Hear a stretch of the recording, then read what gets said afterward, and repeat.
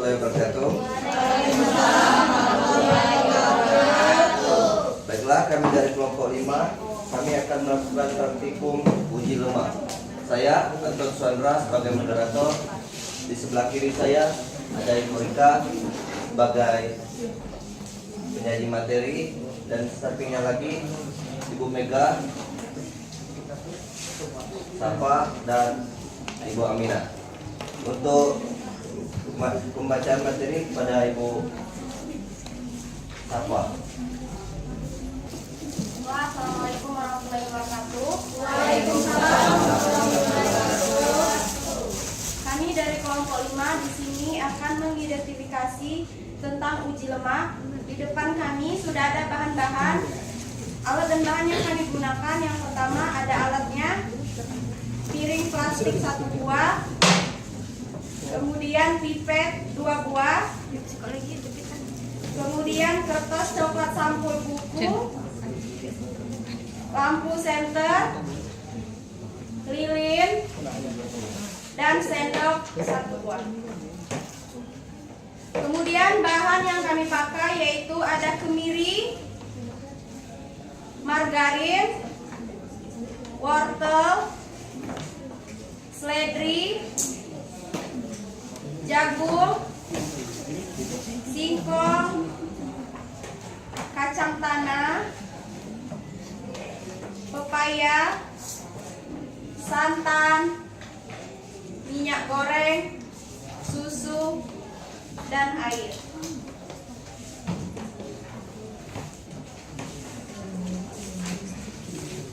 Landasan teori dari materi kami kali ini, yang pertama adalah lemak dan unsur penyusun lemak. Lemak adalah zat organik hidrofobik yang bersifat sukar larut dalam air, tetapi dapat larut dalam pelarut organik seperti kloroform, ether, dan benzen. Unsur penyusun lemak antara lain adalah karbon, hidrogen, oksigen, dan kadang-kadang fosforus, serta nitrogen. Sumber lemak yang dapat dimakan dihasilkan oleh alam yang dapat bersumber dari bahan nabati atau hewani. Lemak dapat diklasifikasikan berdasarkan sumbernya, yaitu bersumber dari tanaman yang berupa biji-bijian, kulit buah tanaman, biji-bijian dari tanaman tahunan, dan sumber yang lain adalah dari hewani, yaitu susu hewan peliharaan berupa lemak susu, daging hewan peliharaan berupa lemak sapi, daging sapi laut berupa minyak ikan, sarden, dan sejenisnya. Kemudian apa sih fungsi lemak? Di dalam tubuh kita, lemak mempunyai beberapa fungsi penting. Di antaranya adalah sebagai pelindung tubuh dari suhu rendah, pelarut vitamin A, D, E, dan K, pelindung alat-alat tubuh vital antara lain jantung dan lambung, yaitu sebagai bantalan lemak. Penghasil energi tertinggi, penahan rasa lapar, karena adanya lemak akan memperlambat pencernaan. Apabila pencernaan terlalu cepat, maka akan cepat pula timbulnya rasa lapar. Bahan penyusun membran sel, bahan penyusun hormon dan vitamin, khususnya untuk sterol. Bahan penyusun empedu, asam folat di dalam hati, dan hormon seks, khususnya untuk kolesterol. Pembawa zat-zat makanan esensial. Kemudian di sini kami langsung saja akan melakukan kegiatan percobaannya. Akan dibacakan oleh Ibu Rika. Adapun prosedur percobaan yang pertama adalah buatlah 2 buah kertas coklat sampul buku yang telah dipotong-potong dengan ukuran 10x10. Ambil pipet, isap air dengan pipet dan teteskan di atas salah satu kertas coklat.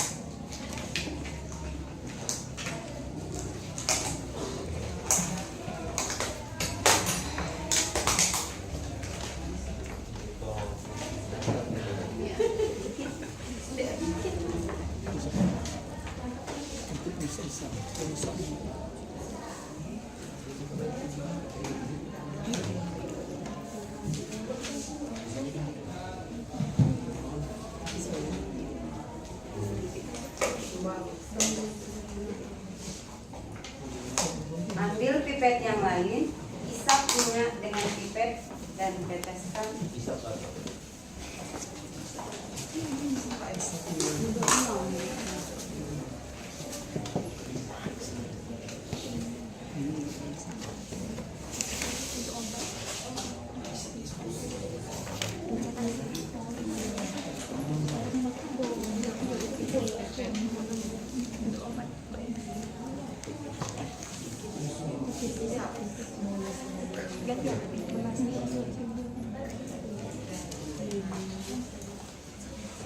biarkan kedua kertas tersebut selama sekitar 10 menit. Sesudah itu periksa keduanya dengan menghadap cahaya. Amati dan catat keadaan permukaan kertas tersebut. Manakah kertas yang masih meninggalkan bekas? Catatan, gunakan hasil ini sebagai pembanding untuk bahan yang mengandung minyak atau tidak. Selanjutnya 5. Ambillah 10 kertas coklat yang sama seperti 1. Berilah nomor dan mana jenis bahan makanan yang diuji.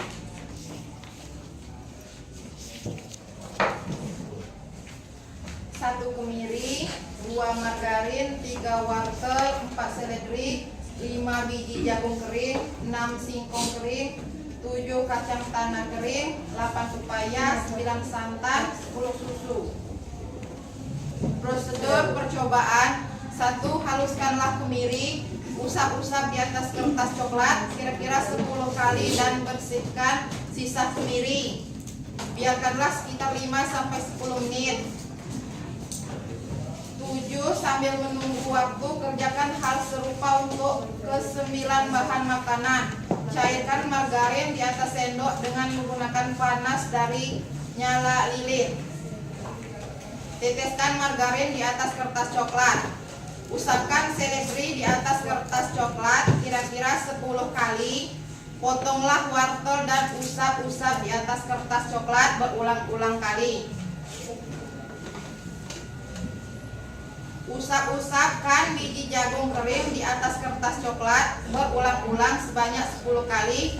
Lakukanlah hal yang sama untuk singkong kering dan kacang tanah kering. Potong-potong pepaya dan usap-usapkan di atas kertas sebanyaknya 10 kali. Teteskan air santan pada kertas coklat. Teteskan pula susu pada kertas yang terakhir.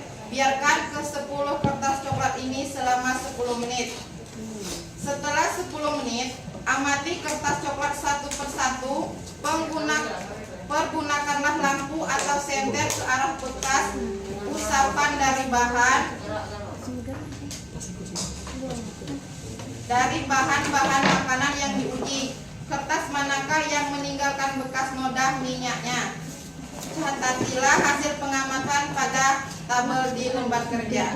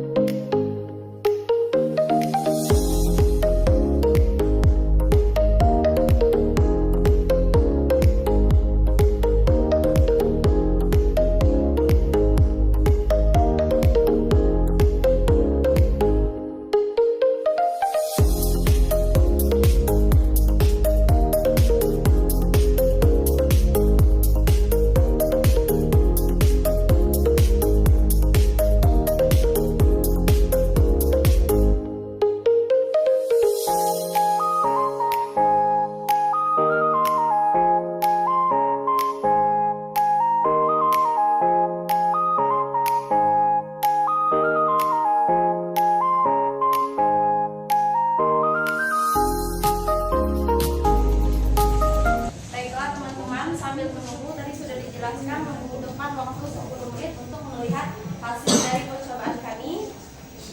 Lemak atau yang disebut dengan lipid, ada tambahan sedikit ya, adalah zat gizi makro esensial yang terdiri dari karbon, hidrogen, dan oksigen, berfungsi sebagai sumber energi padat, pelindung organ, dan pembentuk hormon. Tubuh membutuhkan lemak sehat atau yang disebut tak jenuh untuk kesehatan jantung dan penyerapan vitamin dengan dengan kebutuhan harian sekitar 20-25% dari total energi. Fungsi utama lemak bagi tubuh yaitu yang pertama untuk sumber energi atau cadangan energi utama yang paling padat kalori. Kemudian untuk melindungi organ sebagai bantalan bagi organ tubuh atau jaringan adiposa. Selanjutnya berfungsi untuk saraf dan otak, komponen penting untuk melindungi saraf. Kemudian untuk penyerapan vitamin, tadi sudah disebutkan vitamin A, D, E, dan K. Kemudian untuk kesehatan kulit dan rambut, menjaga kelembapan dan kesehatan. Kemudian lemak tak jenuh itu apa? Lemak tak jenuh itu adalah lemak baik, lemak sehat yang meningkatkan kolesterol baik dan mengurangi risiko penyakit jantung seperti alpukat, ikan salmon, minyak zaitun, dan kacang-kacangan. Kemudian lemak jenuh. Lemak jenuh adalah yang sedang, harus dibatasi jumlahnya, misalnya daging merah, produk susu, dan mentega. Kemudian ada lemak trans atau yang buruk, harus dihindari karena meningkatkan kolesterol jahat seperti makanan cepat saji dan makanan ringan olahan. Mengonsumsi lemak yang seimbang sangat penting, terutama untuk memprioritaskan lemak tak jenuh dibandingkan lemak jenuh dan trans untuk menjaga kadar kolesterol dan kesehatan secara keseluruhan. Meninggalkan bekas noda atau tidak? Air. Tidak. Tidak ya.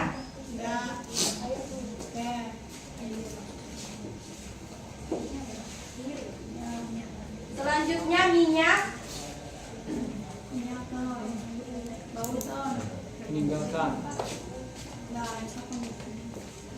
Meninggalkan bekas noda minyak. Iya.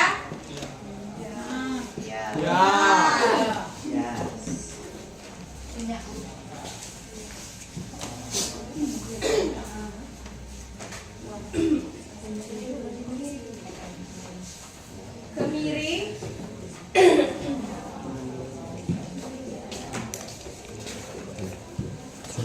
Meninggalkan bekas noda minyak. Lanjut, margarin.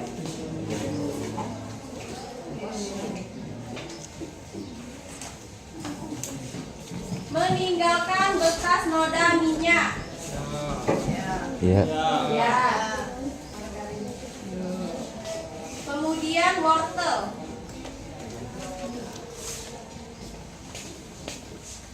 Meninggalkan bekas noda minyak. Tidak.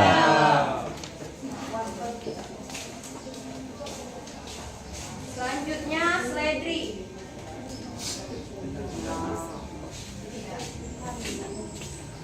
Seledri meninggalkan bekas noda minyak. Tidak. Tidak, bukan minyak ya. Titik.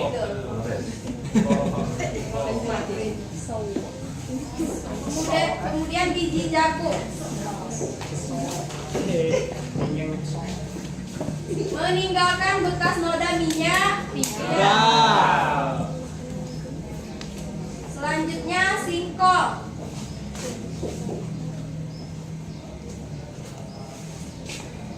Meninggalkan bekas noda minyak. Tidak.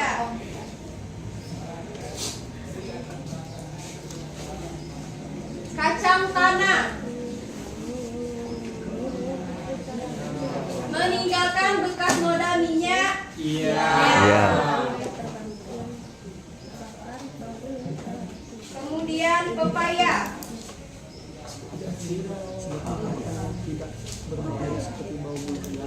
Meninggalkan bekas noda minyak.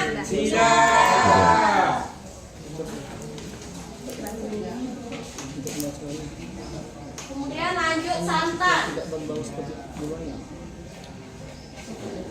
Meninggalkan bekas noda minyak. Yang terakhir susu.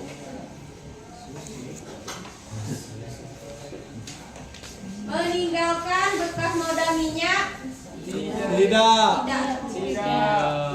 Yo, Lepas sendirian tuh. Ada. Ya. Ya.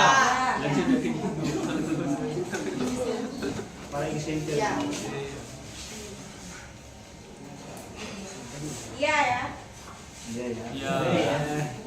Ya udah. Selanjutnya, berdasarkan uji yang telah dilakukan, bahan-bahan yang kami jelaskan tadi ada bahan yang penghasil lemak dan bukan termasuk lemak. Kesimpulan dari pengamatan kami tadi yaitu berdasarkan percobaan yang telah dilakukan dapat disimpulkan bahwa bahan-bahan makanan yang mengandung lemak akan menimbulkan efek transparan pada kertas coklat sampul setelah didiamkan beberapa menit. Terus bahan makanan yang mengandung lemak diantaranya yaitu kemiri, margarin, kacang tanah kering, santan, dan minyak goreng. Bahan makanan yang tidak mengandung lemak diantaranya yaitu wortel, seledri, biji jagung kering, singkong kering, dan susu.